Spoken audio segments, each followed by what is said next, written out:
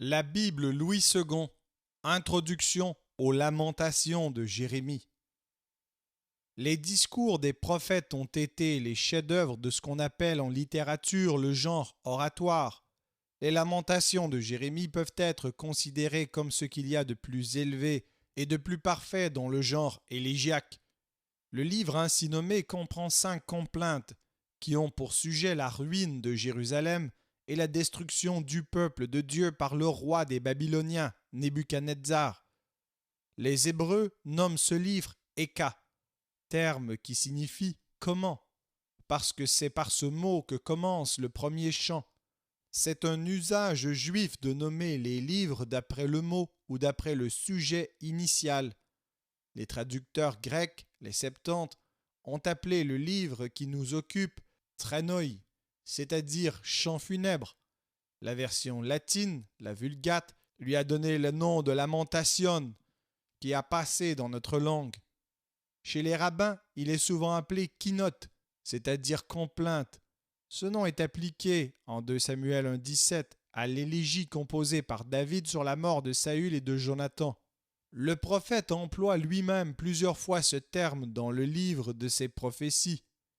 Ces passages prouvent que, dès les temps les plus anciens, c'était l'usage d'employer la forme poétique pour exprimer les grandes douleurs nationales. Nous avons indiqué sommairement le sujet de ces 5 complaintes. Quoiqu'elles traitent toutes au fond le même thème, il est aisé cependant de découvrir entre elles des nuances et une certaine gradation. Dans la première, le poète pleure sur le fait déchirant pour tout cœur israélite de la ruine de Jérusalem. Dans la seconde, il trace le tableau de la cité de Dieu en ruine et il montre dans la juste colère divine la raison de ce châtiment.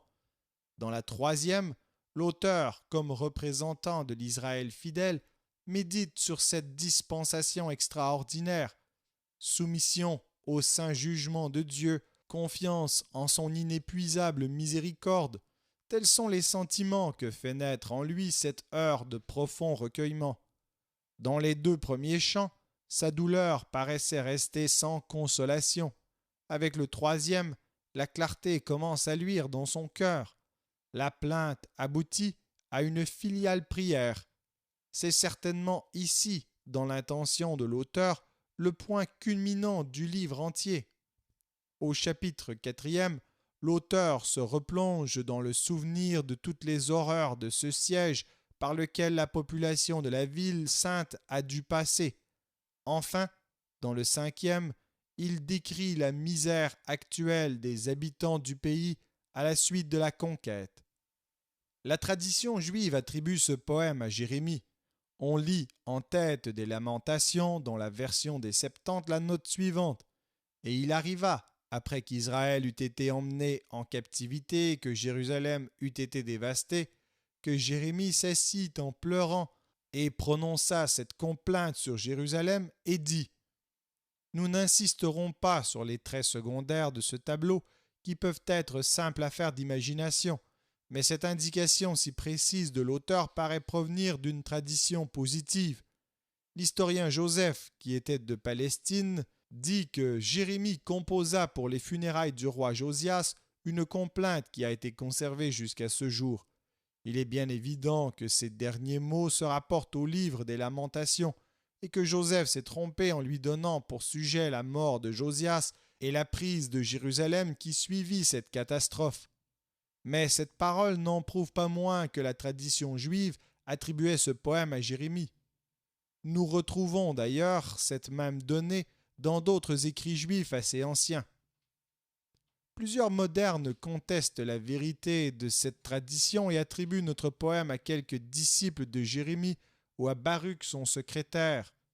On allègue de prétendues contradictions entre les Lamentations et le livre des prophéties de Jérémie, puis 2 ou 3 passages où l'on croit trouver une imitation du livre d'Ézéchiel, ce qui obligerait à considérer les Lamentations comme composées postérieurement à celui-ci.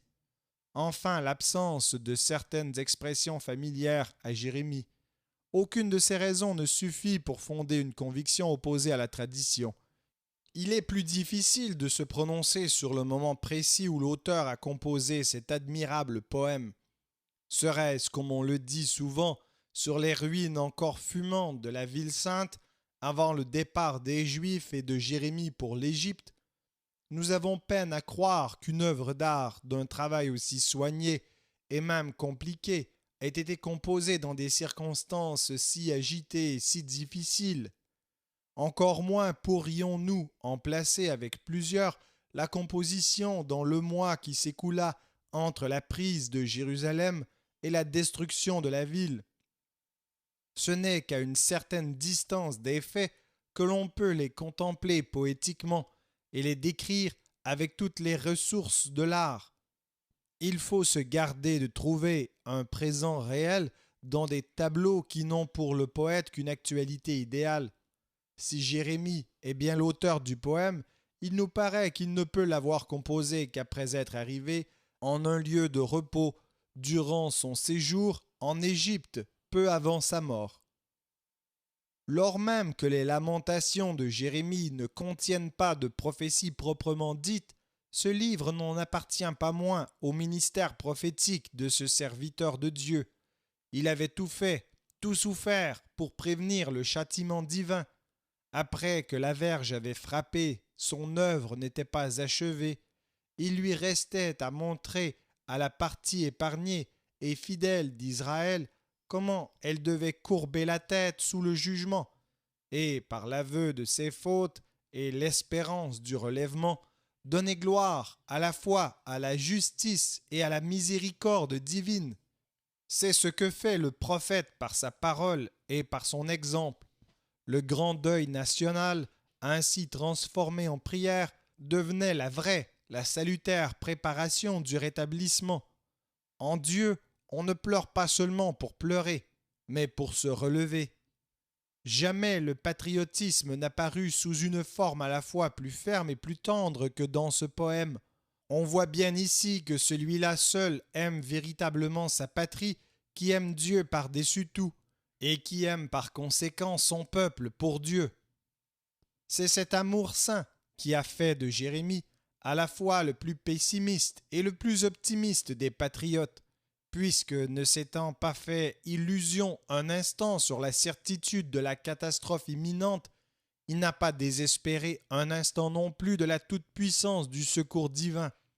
Nous nous séparons de lui avec ce vœu, que toutes nos douleurs deviennent fécondes comme les siennes.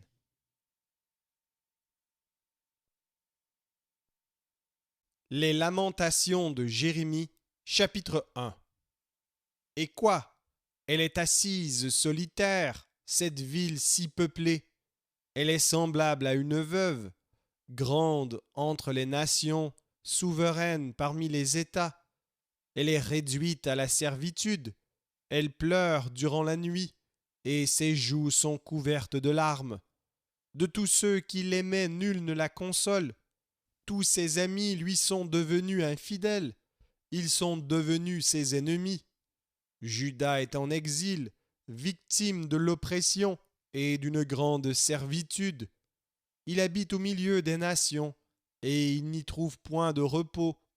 Tous ses persécuteurs l'ont surpris dans l'angoisse. Les chemins de Sion sont dans le deuil, car on ne va plus aux fêtes.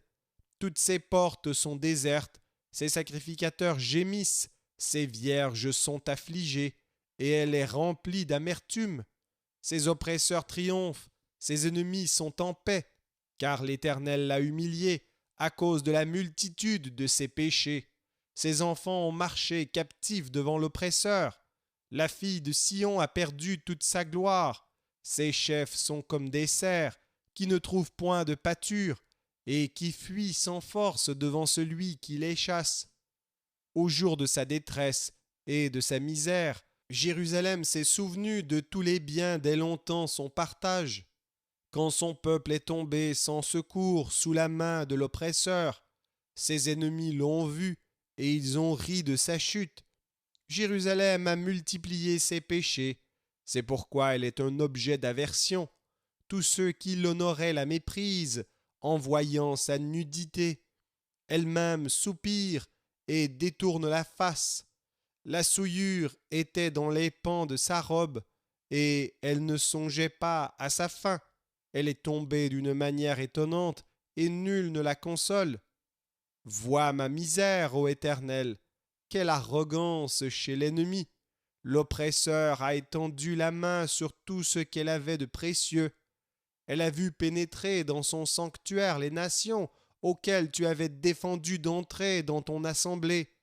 Tout son peuple soupire, ils cherchent du pain, ils ont donné leurs choses précieuses pour de la nourriture, afin de ranimer leur vie. Vois, Éternel, regarde comme je suis avili. Je m'adresse à vous tous qui passez ici. Regardez et voyez s'il est une douleur pareille à ma douleur, à celle dont j'ai été frappé. L'Éternel m'a affligé au jour de son ardente colère. D'en haut, il a lancé dans mes os un feu qui les dévore. Il a tendu un filet sous mes pieds. Il m'a fait tomber en arrière. Il m'a jeté dans la désolation, dans une langueur de tous les jours. Sa main a lié le joug de mes iniquités. Elles se sont entrelacées, appliquées sur mon cou. Il a brisé ma force. Le Seigneur m'a livré à des mains auxquelles je ne puis résister. Le Seigneur a terrassé tous mes guerriers au milieu de moi. Il a rassemblé contre moi une armée pour détruire mes jeunes hommes. Le Seigneur a foulé au pressoir la vierge fille de Juda. C'est pour cela que je pleure, que mes yeux fondent en larmes, car il s'est éloigné de moi, celui qui me consolerait, qui ranimerait ma vie. Mes fils sont dans la désolation, parce que l'ennemi a triomphé. Sion a étendu les mains, et personne ne l'a consolé. L'Éternel a envoyé contre Jacob les ennemis d'alentour. Jérusalem a été un objet d'horreur au milieu d'eux. L'Éternel est juste, car j'ai été rebelle à ses ordres. Écoutez, vous tous, peuple, et voyez ma douleur. Mes vierges et mes jeunes hommes sont allés en captivité. J'ai appelé mes amis, et ils m'ont trompé.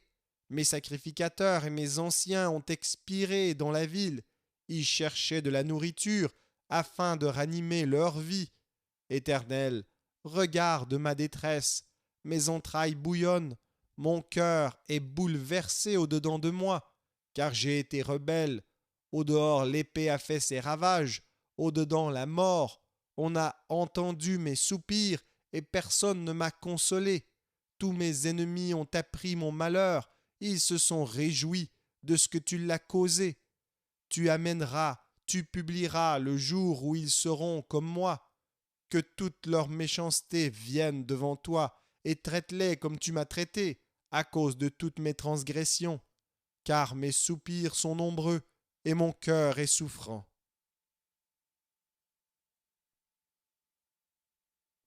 Lamentation, chapitre 2. Et quoi? Le Seigneur, dans sa colère, a couvert de nuages la fille de Sion. Il a précipité du ciel sur la terre la magnificence d'Israël. Il ne s'est pas souvenu de son marchepied au jour de sa colère. Le Seigneur a détruit sans pitié toutes les demeures de Jacob. Il a, dans sa fureur, renversé les forteresses de la fille de Juda. Il les a fait rouler à terre. Il a profané le royaume et ses chefs. Il a, dans son ardente colère, abattu toute la force d'Israël. Il a retiré sa droite en présence de l'ennemi. Il a allumé dans Jacob des flammes de feu qui dévorent de tous côtés. Il a tendu son arc comme un ennemi. Sa droite s'est dressée comme celle d'un assaillant. Il a fait périr tout ce qui plaisait au regard. Il a répandu sa fureur comme un feu sur la tente de la fille de Sion. Le Seigneur a été comme un ennemi. Il a dévoré Israël. Il a dévoré tous ses palais. Il a détruit ses forteresses. Il a rempli la fille de Juda de plaintes et de gémissements. Il a dévasté sa tente comme un jardin. Il a détruit le lieu de son assemblée. L'Éternel a fait oublier en Sion les fêtes et le sabbat. Et dans sa violente colère, il a rejeté le roi et le sacrificateur. Le Seigneur a dédaigné son autel, repoussé son sanctuaire. Il a livré entre les mains de l'ennemi les murs des palais de Sion. Les cris ont retenti dans la maison de l'Éternel, comme en un jour de fête. L'Éternel avait résolu de détruire les murs de la fille de Sion. Il a tendu le cordeau, il n'a pas retiré sa main sans les avoir anéantis. Il a plongé dans le deuil, remparts et murailles, qui n'offrent plus ensemble qu'une triste ruine. Ses portes sont enfoncées dans la terre, il en a détruit, rompu les barres. Son roi et ses chefs sont parmi les nations, il n'y a plus de loi. Même les prophètes ne reçoivent aucune vision de l'Éternel. Les anciens de la fille de Sion sont assis à terre, ils sont muets, ils ont couvert leur tête de poussière, ils se sont revêtus de sacs. Les vierges de Jérusalem laissent retomber leur tête vers la terre. Mes yeux se consument dans les larmes, mes entrailles bouillonnent, ma bile se répand sur la terre à cause du désastre de la fille de mon peuple, des enfants et des nourrissons en défaillance dans les rues de la ville. Ils disaient à leur mère: où y a-t-il du blé et du vin? Et ils tombaient comme des blessés dans les rues de la ville. Ils rendaient l'âme sur le sein de leur mère. Que dois-je te dire? À quoi te comparer, fille de Jérusalem? Qui trouver de semblable à toi, et quelle consolation te donner, vierge, fille de Sion? Car ta plaie est grande comme la mer, qui pourra te guérir? Tes prophètes ont eu pour toi des visions vaines et fausses.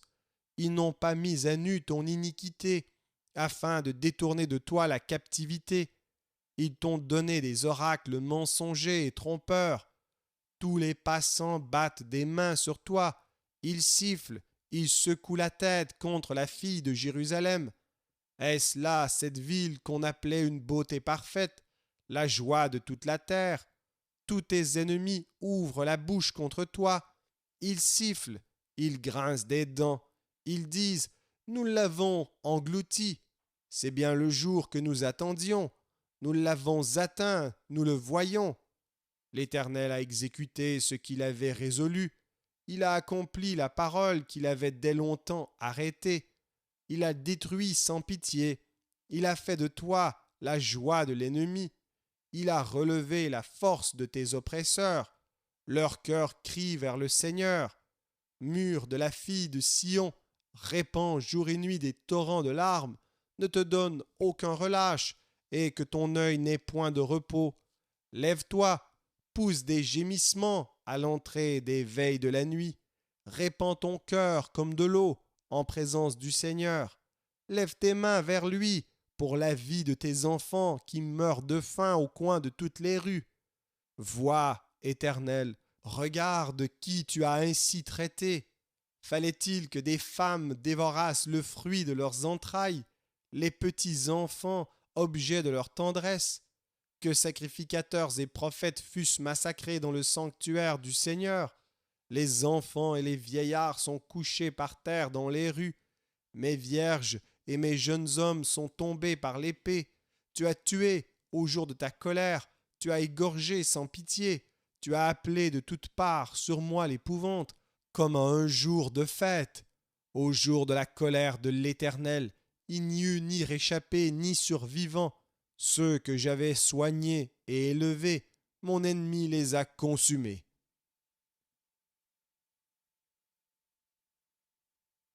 Lamentation, chapitre 3. Je suis l'homme qui a vu la misère sous la verge de sa fureur. Il m'a conduit, mené dans les ténèbres et non dans la lumière. Contre moi il tourne et retourne sa main tout le jour. Il a fait dépérir ma chair et ma peau. Il a brisé mes os. Il a bâti autour de moi. Il m'a environné de poison et de douleur. Il me fait habiter dans les ténèbres, comme ceux qui sont morts dès longtemps. Il m'a entouré d'un mur pour que je ne sorte pas. Il m'a donné de pesantes chaînes. J'ai beau crier et implorer du secours, il ne laisse pas accès à ma prière. Il a fermé mon chemin avec des pierres de taille. Il a détruit mes sentiers. Il a été pour moi un ours en embuscade, un lion dans un lieu caché. Il a détourné mes voies. Il m'a déchiré. Il m'a jeté dans la désolation. Il a tendu son arc et il m'a placé comme un but pour sa flèche. Il a fait entrer dans mes reins les traits de son carquois. Je suis pour tout mon peuple un objet de raillerie, chaque jour l'objet de leurs chansons. Il m'a rassasié d'amertume, il m'a enivré d'absinthe, il a brisé mes dents avec des cailloux, il m'a couvert de cendres. Tu m'as enlevé la paix, je ne connais plus le bonheur. Et j'ai dit, ma force est perdue, je n'ai plus d'espérance en l'Éternel. Quand je pense à ma détresse et à ma misère, à l'absinthe et au poison, quand mon âme s'en souvient, elle est abattue au-dedans de moi. Voici ce que je veux repasser en mon cœur, ce qui me donnera de l'espérance. Les bontés de l'Éternel ne sont pas épuisées, ses compassions ne sont pas à leur terme, elles se renouvellent chaque matin. Oh, que ta fidélité est grande! L'Éternel est mon partage, dit mon âme, c'est pourquoi je veux espérer en lui. L'Éternel a de la bonté pour qui espère en lui, pour l'âme qui le cherche. Il est bon d'attendre en silence le secours de l'Éternel. Il est bon pour l'homme de porter le joug dans sa jeunesse. Il se tiendra solitaire et silencieux, parce que l'Éternel le lui impose. Il mettra sa bouche dans la poussière, sans perdre toute espérance. Il présentera la joue à celui qui le frappe. Il se rassasiera d'opprobre, car le Seigneur ne rejette pas à toujours, mais lorsqu'il afflige, il a compassion selon sa grande miséricorde, car ce n'est pas volontiers qu'il humilie et qu'il afflige les enfants des hommes. Quand on foule aux pieds tous les captifs du pays, quand on viole la justice humaine à la face du Très-Haut, quand on fait tort à autrui dans sa cause, le Seigneur ne le voit-il pas? Qui dira qu'une chose arrive sans que le Seigneur l'ait ordonnée? N'est-ce pas de la volonté du Très-Haut que viennent les maux et les biens? Pourquoi l'homme vivant se plaindrait-il? Que chacun se plaigne de ses propres péchés. Recherchons nos voies et sondons, et retournons à l'Éternel. Élevons nos cœurs et nos mains vers Dieu qui est au ciel. Nous avons péché, nous avons été rebelles. Tu n'as point pardonné, tu t'es caché dans ta colère, et tu nous as poursuivis. Tu as tué sans miséricorde. Tu t'es enveloppé d'un nuage pour fermer accès à la prière. Tu nous as rendus un objet de mépris et de dédain au milieu des peuples. Ils ouvrent la bouche contre nous, tous ceux qui sont nos ennemis. Notre partage a été la terreur et la fosse, le ravage et la ruine. Des torrents d'eau coulent de mes yeux à cause de la ruine de la fille de mon peuple. Mon œil fond en larmes, sans repos, sans relâche, jusqu'à ce que l'Éternel regarde et voie du haut des cieux. Mon œil me fait souffrir à cause de toutes les filles de ma ville. Ils m'ont donné la chasse comme un oiseau, ceux qui sont à tort mes ennemis. Ils ont voulu anéantir ma vie dans une fosse, et ils ont jeté des pierres sur moi. Les eaux ont inondé ma tête. Je disais, je suis perdu. J'ai invoqué ton nom, ô Éternel, du fond de la fosse. Tu as entendu ma voix. Ne ferme pas l'oreille à mes soupirs, à mes cris. Au jour où je t'ai invoqué, tu t'es approché. Tu as dit, ne crains pas.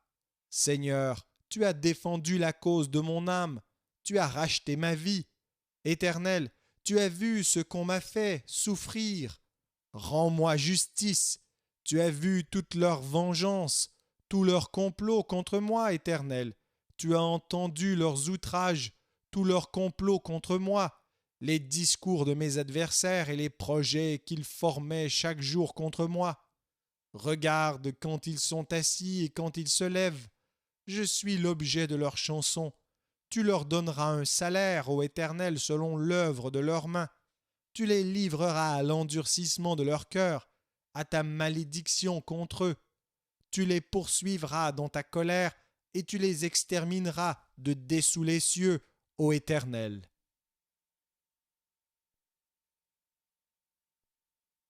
Lamentation, chapitre 4.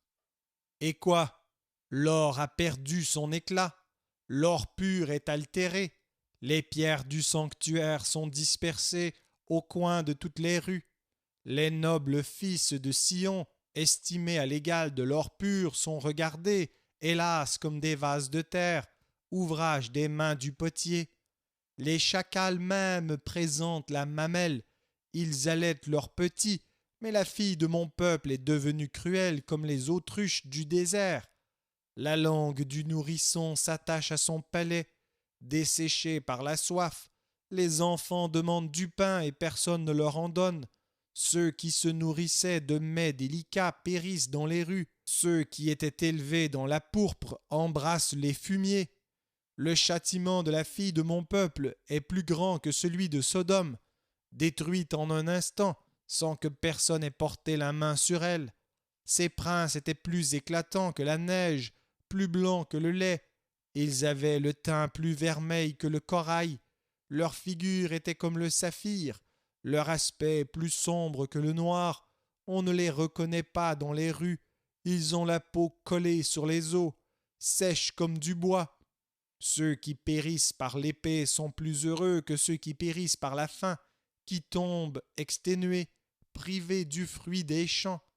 Les femmes, malgré leur tendresse, font cuire leurs enfants. Ils leur servent de nourriture. Au milieu du désastre de la fille de mon peuple, l'Éternel a épuisé sa fureur. Il a répandu son ardente colère.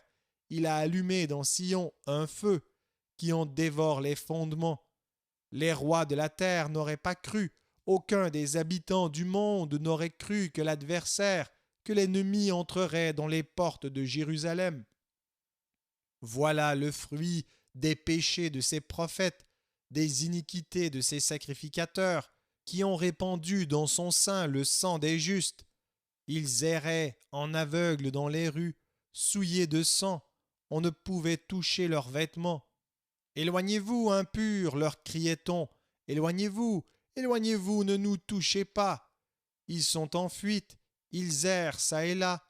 On dit parmi les nations, ils n'auront plus leur demeure. L'Éternel les a dispersés dans sa colère. Ils ne tournent plus les regards vers eux. On n'a eu ni respect pour les sacrificateurs, ni pitié pour les vieillards. Nos yeux se consumaient encore, et nous attendions vainement du secours. Nos regards se portaient avec espérance vers une nation qui ne nous a pas délivrés. On épiait nos pas pour nous empêcher d'aller sur nos places. Notre fin s'approchait, nos jours étaient accomplis. Notre fin est arrivée. Nos persécuteurs étaient plus légers que les aigles du ciel. Ils nous ont poursuivis sur les montagnes. Ils nous ont dressé des embûches dans le désert. Celui qui nous faisait respirer, loin de l'Éternel, a été pris dans leur fosse. Lui de qui nous disions, nous vivrons sous son ombre parmi les nations. Réjouis-toi, tressaille d'allégresse, fille d'Édom, habitante du pays d'Uts. Vers toi aussi passera la coupe. Tu t'enivreras et tu seras mise à nu. Fille de Sion, ton iniquité est expiée. Il ne t'enverra plus en captivité. Fille d'Édom, il châtiera ton iniquité. Il mettra tes péchés à découvert.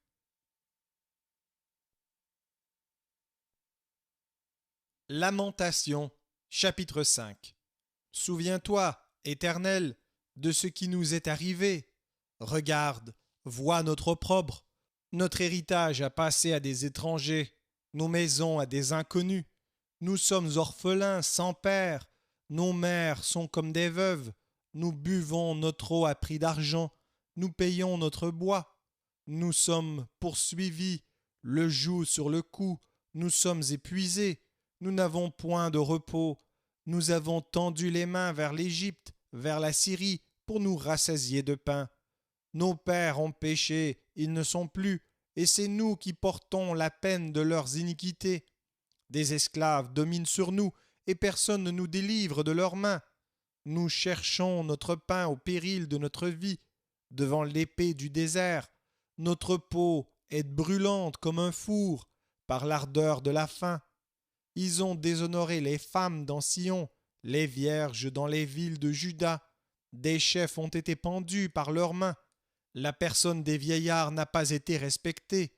Les jeunes hommes ont porté la meule. Les enfants chancelaient sous des fardeaux de bois. Les vieillards ne vont plus à la porte. Les jeunes hommes ont cessé leur chant. La joie a disparu de nos cœurs. Le deuil a remplacé nos danses. La couronne de notre tête est tombée. Malheur à nous, parce que nous avons péché. Si notre cœur est souffrant, si nos yeux sont obscurcis, c'est que la montagne de Sion est ravagée, c'est que les renards s'y promènent. Toi, l'Éternel, tu règnes à jamais, ton trône subsiste de génération en génération. Pourquoi nous oublierais-tu pour toujours?